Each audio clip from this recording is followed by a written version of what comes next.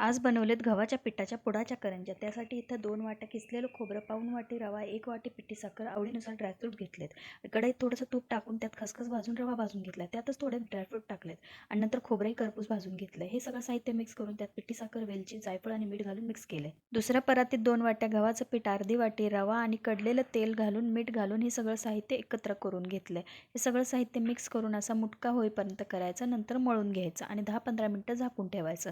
काढल्यानंतर त्याचे असे गोळे करायचे आणि साठा करून घ्यायचा. ह्या साठ्यात तूप आणि कॉर्नफ्लोअर आहे. अशा सगळ्या गोळ्यांच्या चपात्या लाटून घ्यायच्या. ह्या चपात्या एकावर एक ठेवून साठा प्रत्येक चपातीला लावून घ्यायचा.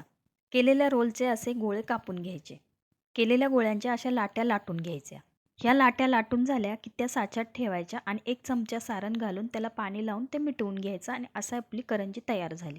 कडलेल्या तेलात ह्या सगळ्या करंज्या सोडून द्यायच्या आणि चांगल्या खरपूस भाजून घ्यायच्या. झाल्या आपल्या पुडाच्या करंज्या.